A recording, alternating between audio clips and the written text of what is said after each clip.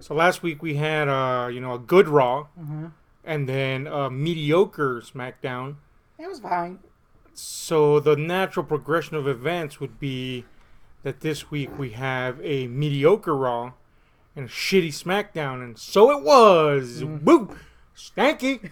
Now, look, I'll grant you that this is a couple of going home shows before an event, and those usually stink, because they're just doing filler shit and trying to hurry up some storylines. No, really, they should be the good ones. They're usually the stanky ones. You'd think that go home shows would be the ones that they put it all on the line there for people to want to see the event, but nope, traditionally they're just stankers squirting out the last little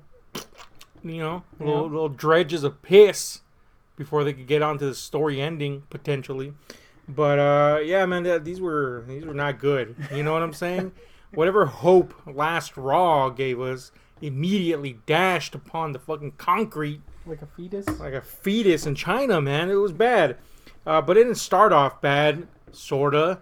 It started off with old Seth and Bex going against Andrade and Zelina Vega. Again, kind of like to tease their potential intergender, match that they're gonna have with Baron and Lacey.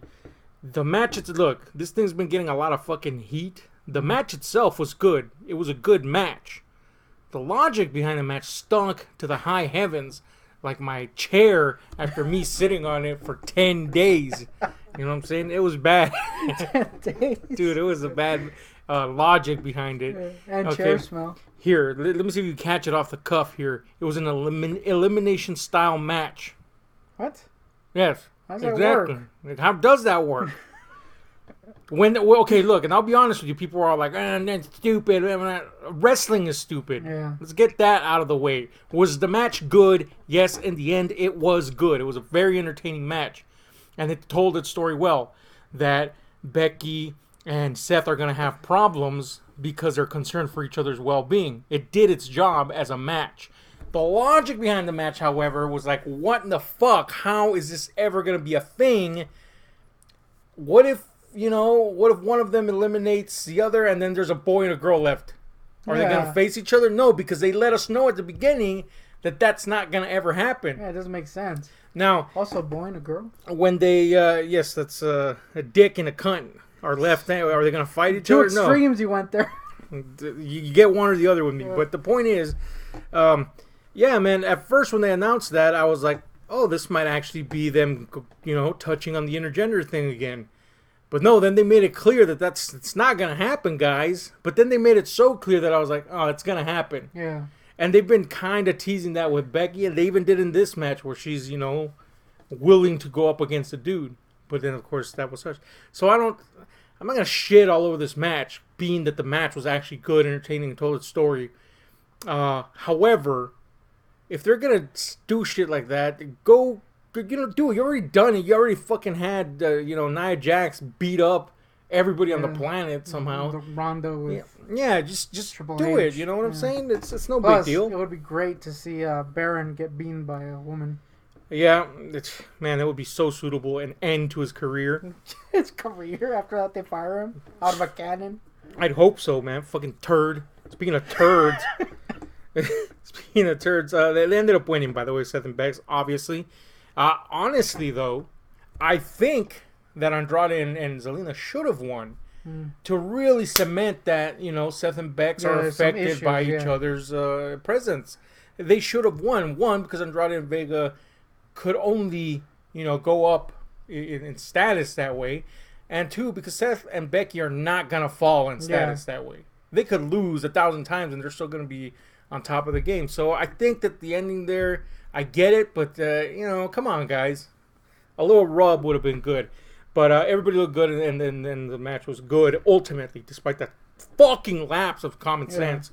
Now, Lacey was in there watching from the audience, and that also caused some commotion. Later, when they were going up the ramp in victory, Baron came out, and Lacey did too, and they kind of, ran roughshod on them. So, that set up cool. And next up, we had Stinky. we had Baron and Lacey backstage, kind of gloating. And, dude, Baron, I gave him one fucking compliment. Yeah. And the dude just decides that he's cool now. That's right, he listens to me. And the compliment was he didn't ruin something. Yes, it was a compliment. Yeah, he's just terrible promo, man. He sucks. Sucks! So anyway, we cut a terrible promo. Lacey was there. The end. It sucked. Anyway, Heyman comes out next and cuts a promo on Extreme Rules basically, and teasing again that Brock Lesnar is going to cash in, and about him knowing all about extreme things, which got some pleasurable responses. In the end, though, he kind of said, "Or am I lying? Because I'm pretty good at that too, or whatever." So again, it's kind of the same spiel, but he knows how to work his spiel, so it fits. After that, we had a Stank Fest begin that lasted the whole fucking match. I mean, the whole fucking Raw, dude. Oh my god, this shit sucked fucking caca out of my butthole with a straw, man. And it wasn't one of them smooth straws, one of them slinky ass straws. Yeah, took a Shit, time. dude. So Shane and Drew have this match with Roman, right? And it's basically the stipulation is that Shane gets to choose who the fuck Roman's tag team partner is. So this is a continuing bit throughout the whole fucking show, and it's them basically finding the most inadequate, lame people they could find to fill the role. The first guy they find is a guy that's throwing out the trash. Tony the Trash Man. And this just happens several times throughout the broadcast, and every time I'm like, dude, this is so fucking tone deaf. It's not even funny. It's not funny to begin with. Because each time you're like, yeah, I get it. You're just going to screw him over. Yeah. But in reality, something else is not going to, he's not going to get screwed over somewhere or another. Yeah, it's pointless. 2, are you saying that trash people are fucking garbage? I mean, it's kind of adequate, but you know what I'm saying? Are you saying that just because a guy works in concessions, he's an ass?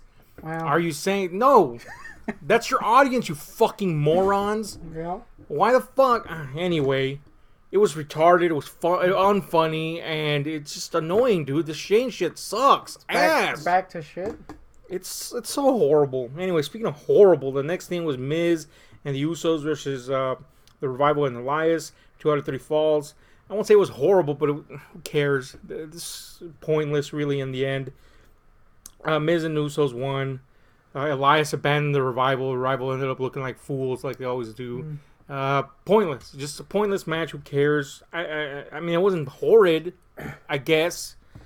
Anyway, next up was me going, oh, man. Please bring fucking R-Truth back. Because Drake is now, he's the belt guy. And, he decides to be at fucking Raw. And his hot-ass wife is like, yo, man, what is this? And he's like, I'm gonna be here. But I just got to prove that I can hold on to this belt, basically. And she's like, all right. And then he's like, and then after that, I'll take you on the honeymoon you deserve. And she's like, cool. Until then, you won't be able to consummate the marriage.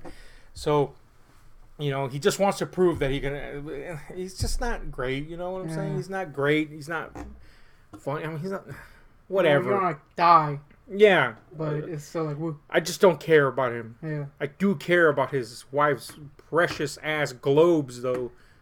You know what? I like when they just bring up somebody that's been there the whole time, but you didn't even notice. And then just, like 10 tons of tits are just on full display. And you're like, I approve of this message. I like it. It's not even I'm not being sarcastic. I just like that. Is your theme boys, boys, boys? Yes. And they were flopping around them boys. No one gets that reference. No one. Except for maybe like people from Italy or Spain. Anyway. So we're doing good. Yeah. Anyway, next up was Rey Mysterio's return. He issued an open challenge, and guess who answered? You want to guess who answered? Samoa. No, not Samoa Joe, which would make sense given that they kind of just let that linger. But Samoa's currently, involved in being a nation in the Pacific, and 2, being involved with Kofi. So somebody else had to answer the challenge, and that was Lashley. Now, what? I guess he doesn't have. Lashley does have this upcoming thing with Braun, and basically the story they're telling here. This is also getting a lot of heat, especially from Meltzer. The story they're telling here is that fucking Lashley's ready to go. Whereas Braun's all like, oh, my thingy hurts. My little pelvis or whatever, a spleen. Yeah, exactly. Who needs a spleen? Yeah. Anyway, the point is, and that's a decent story to tell, but what everybody's bitching about is that they basically squashed Mysterio. If you're going to squash Mysterio, a humongous, hulking black man is probably the way to go. You know what I'm saying? Yeah. That's credible. And Mysterio, like I said about Seth and Becky, can bounce back. He's a fucking legend. He's 1,000 years old and he's still flipping in the air. Yeah, you can literally shit on Mysterio's mask, put it on him, parade him through the streets of Nuremberg, and he'd be good. He's a fucking legend. You can't fuck up Mysterio. You know, said I the same thing about The Undertaker years ago, and here they are fucking him up. But at this moment, you can't fuck up Mysterio. Yeah. So I'm fine with this. You know what I'm saying? Bobby looks strong. He needs to. He's been doing good by himself recently. He even cut a little fucking promo basically saying, hey, Braun, you're a little pussy. All right, dude. Cool. I'm good. He teased tossing Rey Mysterio through the LEDs, but then, they stopped him or whatever. It's all good in the hood for me, man. I ain't seeing what the whole, mess is about. But whatever. Next up, they asked AJ why he attacked Ricochet, and he was like, dude, I'm AJ. I don't give. He's in full heel mode now, which is cool. And he's got the little club going on. So, hey, it's working out. Next up, something that didn't work out. Whoop, sticky. We had No Way Jose come out to get vengeance on Cesaro for, doing that thing last week to him where he didn't even wait for the match to start. That's the story we're being told, right? Cesaro, of course, being pushed to be kind of like a heel now, right? And they've been doing okay with that. Been just coming out and running roughshod on folk. So, No Way Jose, I got to point out, by the way, just looking like straight up O'Shea Jose. Oh, shit. Looking like freaking Ice Cube, man. What the hell? But anyway, whatever. O'Shea gets basically beaten up by Cesaro. And look, No Way wanted to start off the match on top. So he does the first attack, right? And he's supposed to go through the ropes, gets caught up in them. Serious? And that was it. Ooh, stinker! I was like, dude, you get this one shot to make an impression on the fucking main roster. You should have taken in some D batteries to throw. Whoop. Yeah, that was an O'Shea reference. Yeah, that was, again, two people gonna get that. And they're us. Anyway, man, he just got caught up in the ropes. And I was like, man, stinker. Come on. But anyway, then, Cesaro does what he was gonna do, what you knew he was gonna do, beat the fuck out of him, and that's it. The thing is here, that kind of was botched up too. It was a clunky-ass match. So Cesaro didn't really come off looking strong, which is the story we know inherently they're trying to tell. And, of course, No Way just looked like crap. Anyway, so that was a thing that I saw. Anyway, this is another thing that bothered me. It was several backstage segments with the Street Profits, and they did so good last week that I was like, all right, they're going to do good again. Nope. Stanky. Yeah, that was quick. You know why? Because they used them to promo Extreme Rules. So it was just them hyping up matches and positing theories about them and trying to be entertaining about it, and it was just came off so transparent that it was like, this is shitty. Why? I don't need to know what all these matches are telling me. Yeah. And they couldn't even make it work, man. None of the humor was hitting, nothing, man. Silence. Woo. It was not good, man. Anyway, next up, we had the Maria Kanellis saga continue. And she's basically just being a nag because she's pregnant, making Mike do ridiculous things. All right. It would come up later in the episode. And it was basically her just questioning what kind of man would tap out to a woman, right? Mike's been emasculated to the max here, basically, and then positing the idea that the baby's actually somebody else's. So pretty sure we'll be seeing more of that. And this kind of reminded me of some Attitude Era shit, And that's not necessarily a bad thing, but we'll see where it goes because it could quickly turn into a bad thing. Yeah. I wouldn't say it's a great thing. It's a thing. It's a thing that happened that I was okay with. Anyway, next up we had a Beat the Clock challenge kind of interview. And basically Bayley and Nikki both had to go against somebody, and whoever beat them faster, beat their opponent faster, would get to pick the stipulation for the Alexa Bayley match. Of course, the whole thing here being that Alexa's not even here to do this match. Nikki is. And Nikki's, of course, the good friend, willing to do anything for her, quote, good friend. Here's the thing. They have to beat the clock. This just kind of buries the people they're going up against because, I mean, you just assume naturally that they are going to beat them. Yeah. So, anyway, Bayley went up against Sarah Logan. I got to say good on Sarah Logan. She was looking particularly good in the ring. You know what I'm saying? Good set of moves. Ample opportunities to look competent, unlike No Way Jose. And she sold it very well. I was like, come on, man. Give her a little shot here. She proved herself right there. Bayley did end up winning. It was a good match. It was a surprisingly good match between the two. Of course, the crowd had to ruin it with their fucking stupid chants. And, like, dude, just stop, bro. Stop. Anyway, and Nikki would go to have a match against Dana Brooke, which completely fucking sucked. But anyway, this was all later in the show. And the long story short is that Nikki won. And she got to pick the stipulation, which was handicap 2 against 1, so she's gonna be in the match. Okay. So, what would have happened if they had lost? I have no fucking clue. But anyway, next up was Truth, and he was basically searching for Drake, and all I could think was, yes, please find him so that this could end now. This Drake thing, and you know the chase continued, and at the ass end of that chase was EC3, not even trying to run like convincingly. He was just like, dude, this is a thing I'm doing. Thing. So that's a thing. Anyway. He should have just swung by hanging from his neck. Might as well, man. Next up was Viking Raiders versus some nobodies. And, you know, they played a little nasty. And, you know, they won, obviously. It was a squash match. So that's good. Still pushing that angle. At that point, once they won, Drake was chased through the match. Viking Raiders disposed of some of the chasers. And fucking old R-Truth kind of had second thoughts about going after, you know, the belt, given that the Viking Raiders were in their way. So he ran away. And it was kind of funny, and I just hope that means he's going to get the belt back. Anyway, next up was, at first I was like, this sucks. But it was Ricochet versus Gallows, and Ricochet cuts a promo where he's like, you know, basically we understand what's going to happen here. I'm going to have to go up against all three of them, which, you know, obviously if they're heelish, that's what's going to happen. So cool, acknowledge that. Gallows loses in the lamest way ever.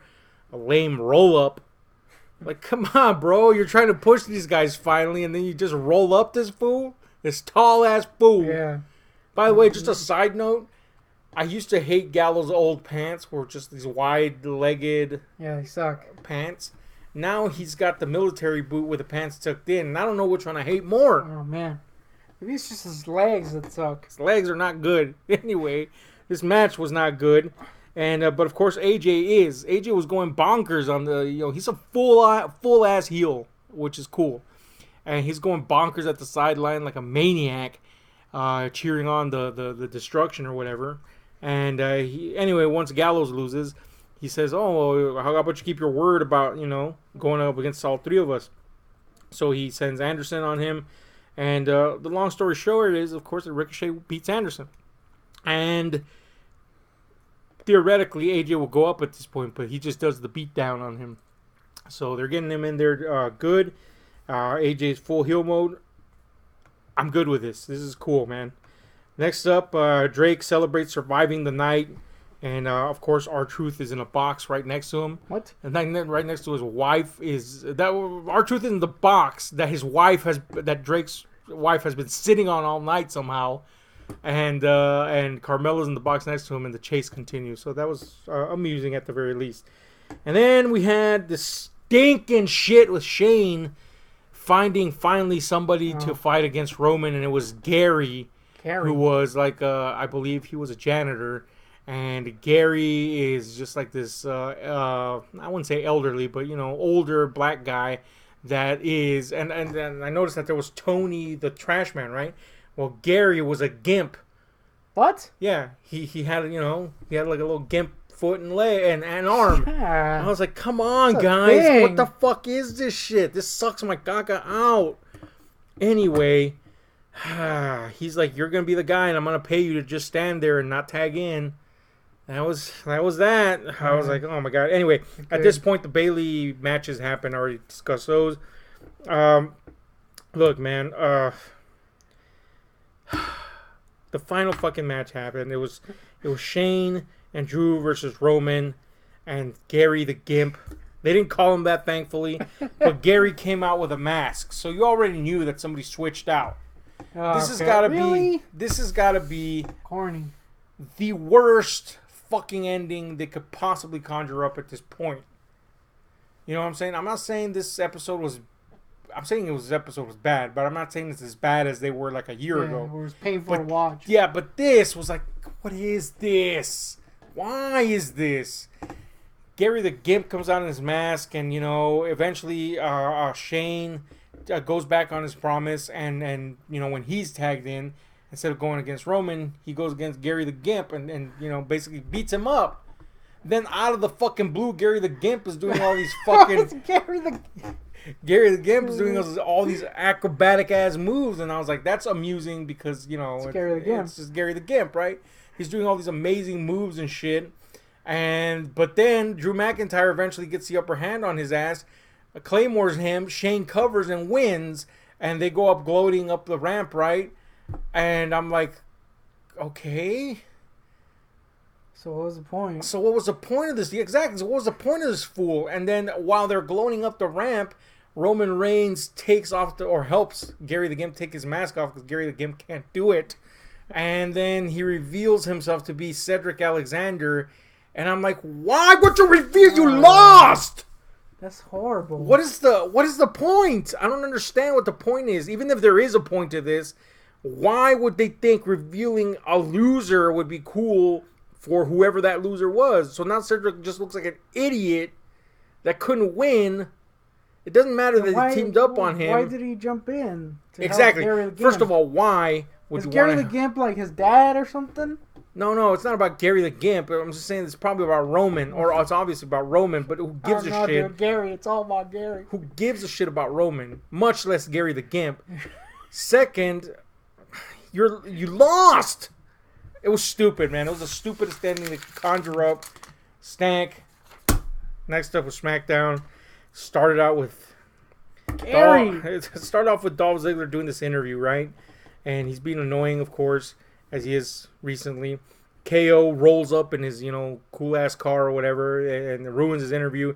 They start fucking fighting against each other. At this point, KO's like, oh, well, what are you saying? That you're gonna, that should have been you. And and Dolph Ziggler defends that by saying, yeah, I usually build up to that. That's kind of my thing. And I'm like, that's the worst explanation ever. All the reasons I hate that shit is that right there.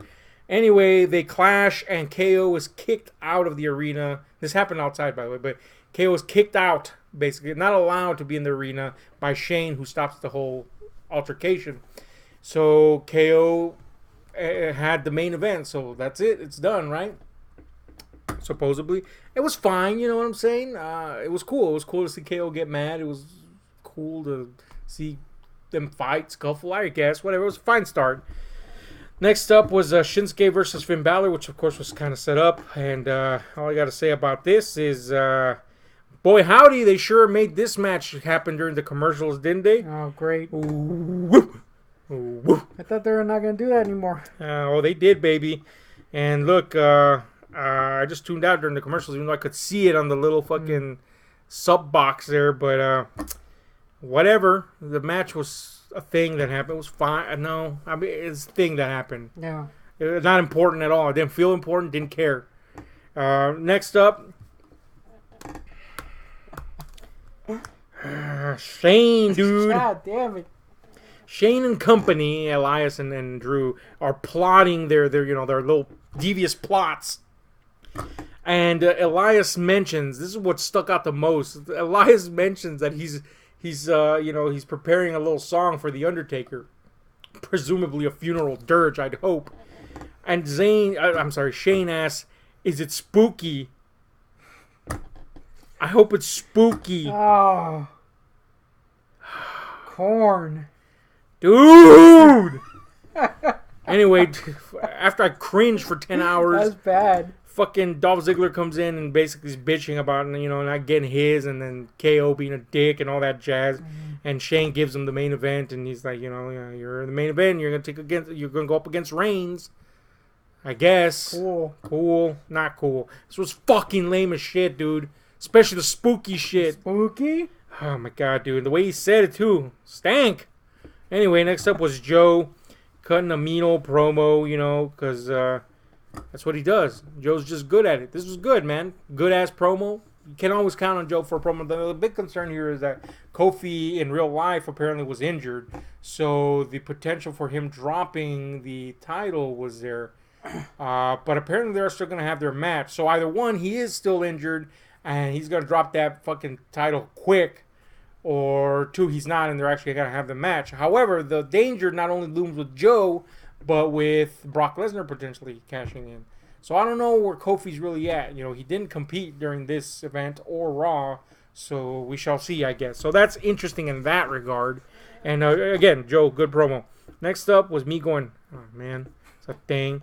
This is filler shit. I'm not going to say it's garbage, but it's filler garbage.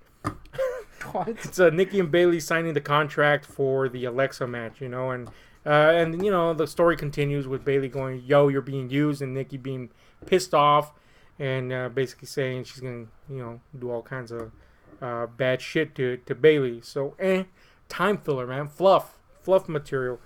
We already know this story. We don't need it told again. So, anyway. Nikki basically says, stay tuned for my next match there, Bayley, so I could show you what's going to happen. And her next match was against Carmella, and if that's what's going to happen to Bayley, then I guess Bayley's going to be fine, because that match stunk. Nikki versus Carmella was like a major man moment. I was like, man, this is a thing I'm watching, man. This sucks. This match licks. Didn't he get stroke points? Nothing. Nathan. Anyway, a couple of stroke points. We're backstage, and that's the Iconics.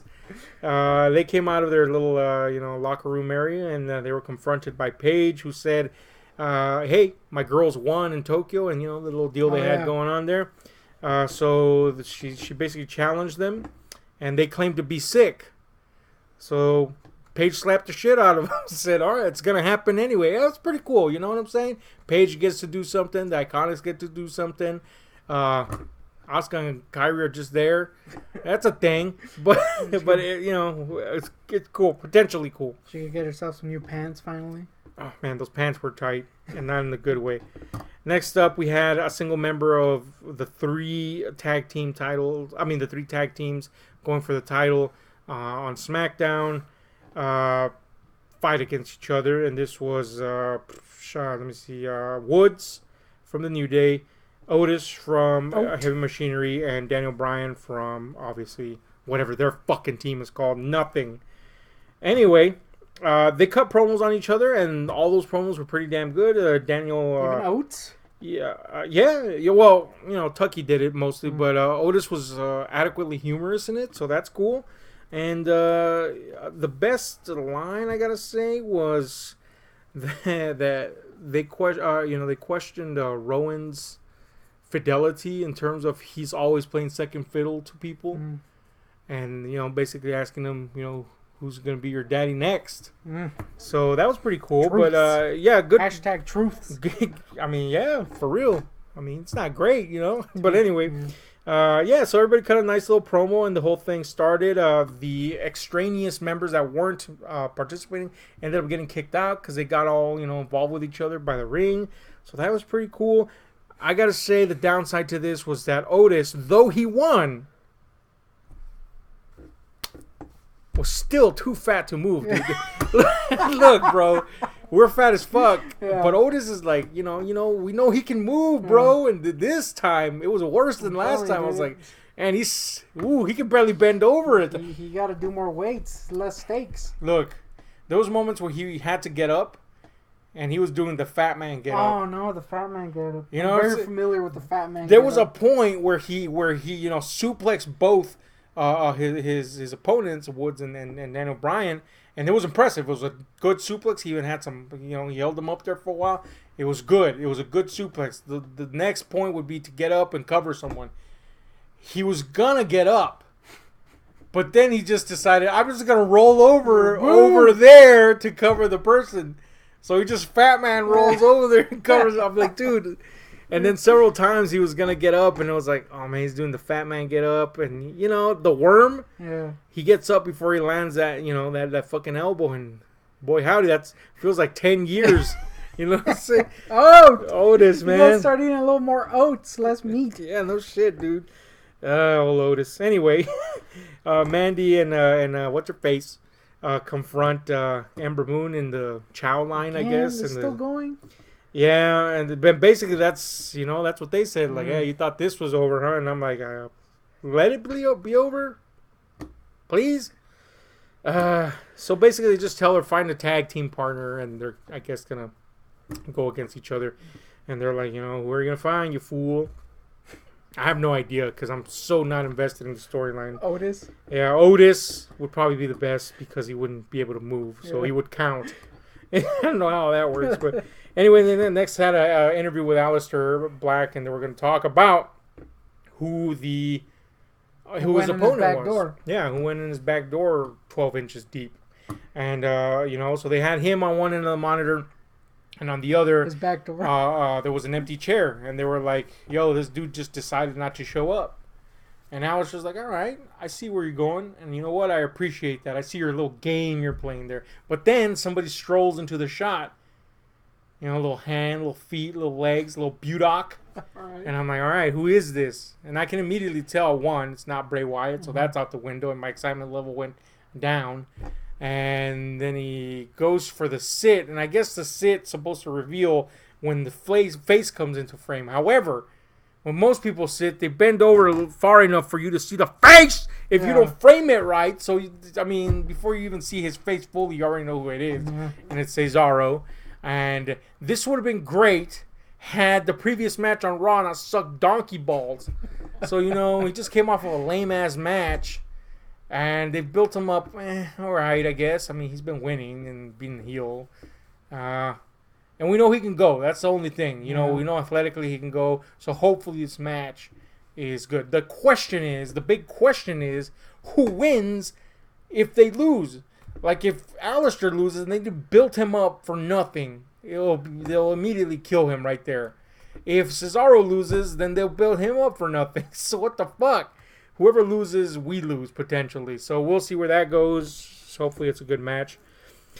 Next up, we had one of those Shelton promos, I guess. He's asked if Dolph Ziggler will prove that he should be the one, that it should have been him, I'm sorry. And he just looks around, you know, again, the camera real close up on his face, looks around, and he goes, well, and then he walks out of frame. And the well wasn't even with a mic. So I don't know if that well was supposed to be mic'd or not, but the point is, that's a thing that happened. What the? I don't know what the fuck's going on with this thing. I have a feeling it's going to be bad, though. Yeah. Now, at first I was intrigued. Now I'm just like, well, you know. Anyway, next up was Kofi. All right. That's it. They asked him, they were just asking him about this whole thing, and he's not shook, basically. At the same time, before he asked him anything, Heyman walked through the shot, which you'd think would shake him because that implies that, you know, Brock could be anywhere around the corner, around any corner, I'm sorry.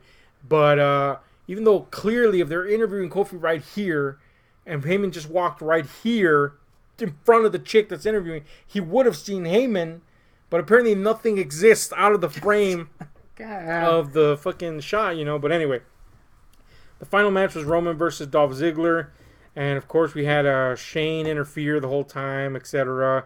There was this one spot where Roman, dove over the top rope, and he, like, super overshot and basically face-planted. It was pretty amusing. The match sucked. I'll be honest. It was a stinker. It wasn't interesting. And a lot of that had to do with the fact that, you know, who gives a shit about this? Yeah. But even then, these two guys weren't putting in their best work. It was just a thing that happened. But once Shane interfered and then tried to pull his shenanigans, out of the fucking blue, KO shows up again. He's invaded the fucking building, the arena he's been kicked out of. He stuns the fuck out of Shane and leaves. And I was like, all right. And this is where I tell you where this is all important, because when KO was kicked out, along the runtime of Raw, I forgot at which point, he actually comes in and cuts a little promo there. A little pipe bomb, people are calling it. Now, I wouldn't call it a pipe bomb because this shit was scripted as fuck. But the point is that the pipe bomb was a pipe bomb because it had pipe bomb material. I.e., y'all fucking told us that you fools were going to fucking get the hell out of here. And by you fools, I mean the authority figures. And you didn't. And people hate that shit because you're taking time off from everybody else. This sucks. I'm tired of it. This licks donkey balls. Hence me being here. So, is this a face turn? I don't think so, but it's definitely like that gray area face turn, because KO can never be a straight up good guy. I mean, he can, but it's probably not gonna be cool. Be evil again. Yeah. So if you gray area KO the right way, you potentially have like a Stone Cold like figure here, and this is good if it ends the way it should. Yeah. With Shane getting fucking rammed up the beehole. Reamed even. No, maybe not reamed. So. There it goes, man. That was a decent ending at the very least. 2 very unspectacular episodes. A lot of fucking shitty moments. Back to Stink. We'll see where Extreme Rules goes. A lot of matches in there that I'm interested in seeing. So hopefully that'll go good. Hopefully this was just we're going to this event. The event offers you a chance to start fresh, and maybe that's when it'll get back on track. But anyway, let us know what you thought about this week's crap on Raw and SmackDown. And, try not to kill yourselves because, boom, stinky. I was a little worried that I had made that little logo for Worst of the Week. And then it was getting good. I was like, oh, man. Thankfully, yeah. It was stinker heaven. Woo. Yep, didn't push stop.